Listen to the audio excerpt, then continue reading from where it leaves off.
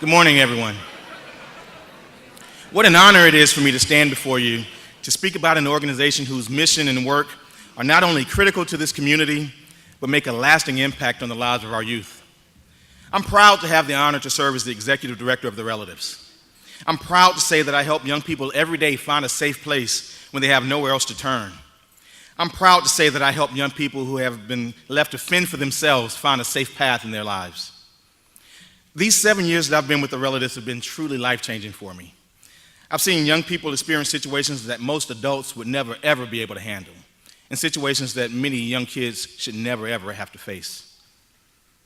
Situations like Aaron, a young man who was adopted at the age of 14 only to be given back like a package marked "Return to Sender," and then to be bounced around from foster home to foster home, and then they wonder why he keeps running away. Or Robin, who against all that she firmly believed, traded her body to strangers just to have a warm place to sleep at night. When I think of those situations and then realize that there are literally hundreds more just like that right here in our community, I shudder at the fact that we are a community right in the middle of a crisis, a life and death crisis, and we just don't realize it. At the Relatives, our mission is to keep kids safe, families together, and help young people become successful adults. It's a very simple mission, but one that carries a great responsibility. For the past 38 years, our organization has continued to work to meet that responsibility head on. In the past year, we opened our doors to more than 3,000 people, providing shelter and crisis services to more than 2,400 youth and families, assisting nearly 400 people in our on-ramp program, helping those emerging adults find housing, necessary job skills, and work towards education goals, and housing former foster youth, helping them not only catch up, but get ahead in their life's journey. See, sometimes matters of life and death seem less obvious. If there's no gun, knife, vehicle, or speeding vehicle, or an ambulance, or news coverage, we really aren't very aware.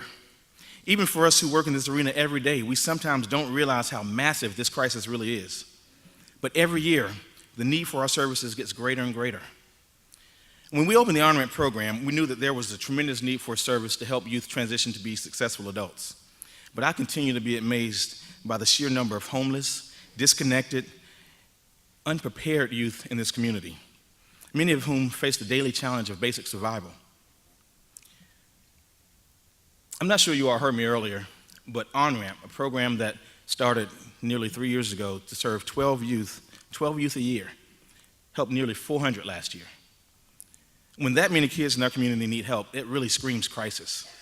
When more than 1/3 of the kids who sought help at on-ramp had to find housing at the Salvation Army or the men's shelter, or when more than 60% of those kids have already been arrested, when more than 47 of the kids we serve, male and female, have disclosed that they have had to trade sex for a place to sleep or for food to eat, that screams crisis, a life and death crisis.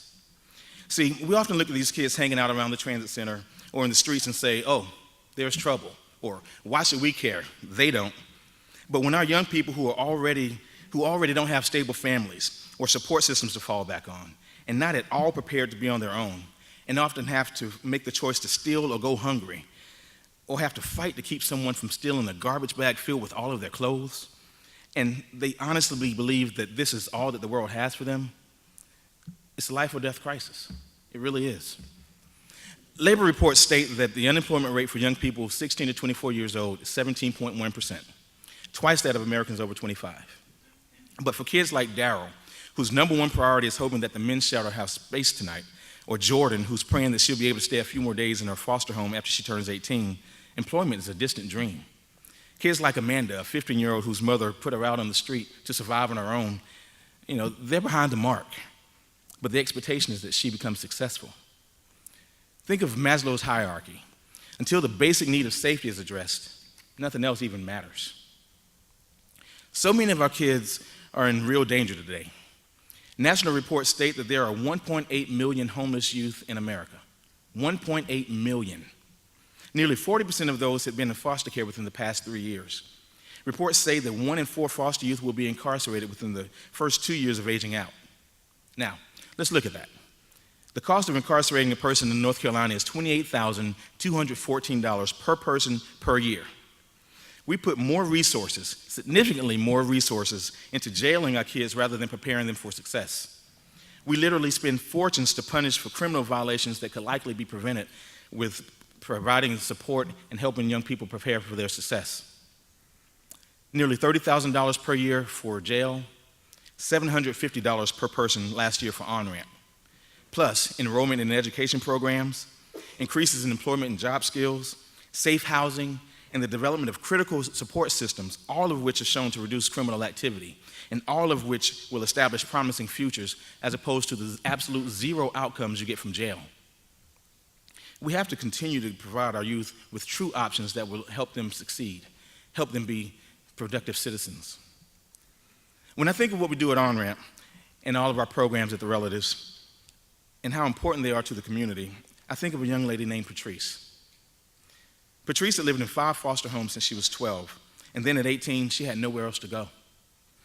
She and her foster mother didn't get along, and of course, Patrice wasn't necessarily the perfect angel, so everyone was pretty excited about her aging out. But after turning 18, she packed her clothes in a black garbage bag, tucked a few bus passes in her pocket, and rode around on a bus all day until she landed at the transit center. And she was wondering how she was going to make it. See, for young ladies like Patrice, alone, desperate, scared, broke, you don't stay on the street alone for very long. And sure enough, less than 1 week later, she met a friend, and he agreed to take care of her. 3 weeks later, she was arrested for prostitution. After a couple of years of trying to make it on her own, a friend told her about On-Ramp. She came to the resource center very guarded and skeptical, but desperate to make it on her own, desperate to be successful, desperate to change her life. She and staff structured a plan for her future, and we worked with community partners to help her find a safe place to stay. And then we continued working with teaching and guiding and supporting her. She participated in our workshops and actually became a leader among her peers. Our staff supported her through every step of implementing her futures plan. And now, she needed a job. But because of her criminal background, it was very, very difficult for her to have one. So staff stepped in and advocated for her with potential employers. And finally, she was able to find a good job. It wasn't easy, but she did it. And after saving enough money, she secretly got an apartment on her own and then came to the resource center to show off the keys to her new home. It's been a year now, and Patrice is still employed, and she's hoping to turn her job into a career. She still has her apartment, and she's hoping to upgrade to a 2-bedroom. See, with a little support, she has pushed those closed doors open to see a lasting and bright future. So, who's going to stand up for these kids? Who's going to reopen the doors that have long since been closed? When you hear about the number of young homeless people in the community and the number of arrests and the increasing numbers of youth who've been killed, you'll see that most of these aren't all new faces. These are some of the same kids who've been cycled through the systems most of their lives. In my 17 years of doing this work, I've seen many of them grow up. For years, our systems have been doing the same things and blindly ignoring the fact that we are failing many of our kids. They're destined to be homeless or be in prison, exploited, or even death. At the Relatives, we've made a decision to stand against the status quo. Nobody else in this community is doing the work that we do for these kids. And through innovative programs and best practice approaches like On-Ramp and Journey Place, the Relatives is committed to ending that cycle. We believe there can be an end to youth homelessness. We believe that young people can grow up prepared and with the optimism that prepares them to be successful. When so many doors have been closed for too many young people in this community, I'm relieved to know that with your help, the Relatives will be here during those moments of need to open doors to lasting success and to promising futures. Thank you all for being here. Thank you.